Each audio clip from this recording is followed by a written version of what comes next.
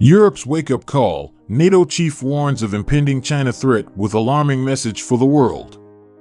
Shocking footage. Wagner Group exposes Russian military's betrayal in Ukraine as mercenaries demand support. Ukrainian soldiers trained on deadly U.S. weapons ready to take on Russian invaders. Enjoy watching and don't forget to like and subscribe so you don't miss out on important news.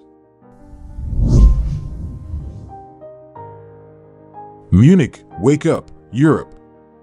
We must face the China challenge. That was NATO Secretary General Jens Stoltenberg's message on Saturday for the global security elite gathered at the Munich Security Conference. The military alliance chief directly linked Russia's war in Ukraine to China, hinting at concerns about Beijing launching a war on Taiwan, the self-governed island Beijing still claims. What is happening in Europe today, he cautioned, could happen in East Asia tomorrow. Moscow, Stoltenberg underscored, wants a different Europe while Beijing is watching closely to see the price Russia pays or the reward it receives for its aggression. Even if the war ends tomorrow, he added, our security environment is changed for the long term. Stoltenberg's remarks come against the backdrop of a broader conversation among Western allies about how to approach China as it makes revanchist military threats toward Taiwan and pumps up its own industries with government help. While countries like the U.S. have pushed allies to keep a closer eye on Beijing and distance themselves from China's economy, others have expressed caution about turning China into such an unequivocal enemy. The NATO chief warned that Western allies must act united on both the military and economic fronts. The war in Ukraine has made clear the danger of over-reliance on authoritarian regimes, he noted. We should not make the same mistake with China and other authoritarian regimes, he said, calling on the West to eschew its dependence on China for the raw materials powering society. He also warned against exporting key technologies to the country.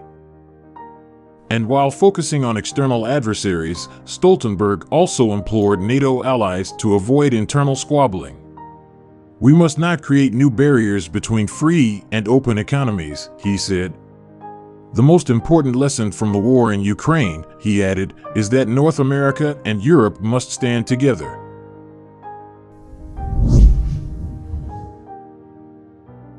The Wagner Group has escalated its feud with the government of Russian President Vladimir Putin by sharing a video of troops it says were killed in Ukraine due to a lack of support from the military establishment.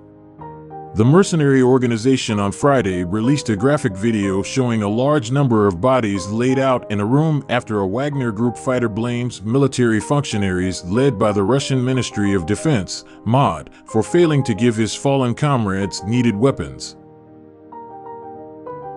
A caption alongside the video, which was shared to a Wagner-affiliated Telegram account, claims that hundreds of Wagner fighters are dying in Ukraine every day due to the Russian military's failure to send weapons, ammunition, and everything necessary on time.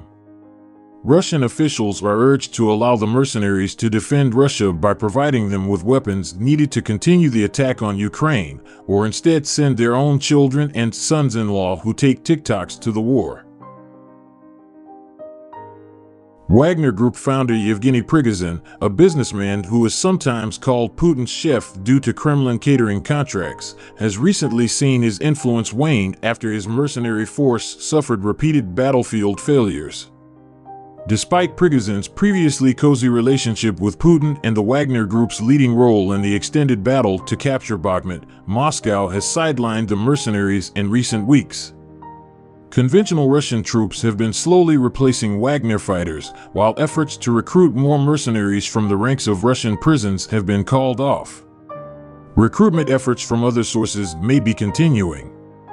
Meanwhile, Wagner personnel who remain on the battlefield continue to protest that they do not have the weapons and equipment needed to fight Ukrainian forces. Earlier on Friday, a video was shared that purportedly shows Wagner fighters complaining that they are completely cut off from the ammunition supply and begging the Russian military to give them needed supplies. In the video, one of the purported fighters is shown appealing to colleagues and friends from the Ministry of Defense to send them ammunition somewhere in the stockpiles. report published Friday by U.S. think tank Institute for the Study of War, ISW, argued that the gruesome video of dead mercenaries was the latest example of Prigozhin's informational counteroffensive against the conventional Russian military establishment. The escalation of Wagner's direct accusations against the Russian MOD represents a new informational counteroffensive by Prigozhin that seeks to continue to undermine the Russian MOD and obscure Wagner's attrition-based operational model by blaming the Russian MOD for its failures, ISW said. The think tank went on to say that Prigozhin's notoriety in Russia is due to his criticism of the Russian establishment and promoting the Wagner Group as an elite force that could secure tactical gains that the regular Russian military could not, a strategy that he will likely try to emulate to achieve renewed prominence.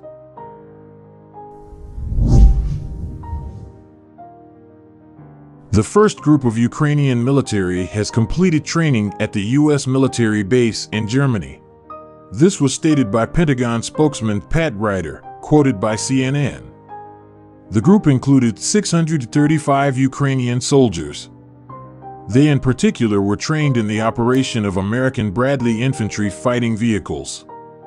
The exercises began in mid-January at the Grafenwehr training area under an expanded U.S. program of training the Ukrainian military. Also in Germany, the exercises of the second group of 710 Ukrainian troops have already begun. The training course will last 5 weeks. According to Ryder, the military will master Bradley IFVs and M109 Paladin self-propelled howitzers, which the United States has recently decided to transfer to Ukraine. In addition, 890 more Ukrainian servicemen will begin training on Stryker-wheeled combat vehicles next week.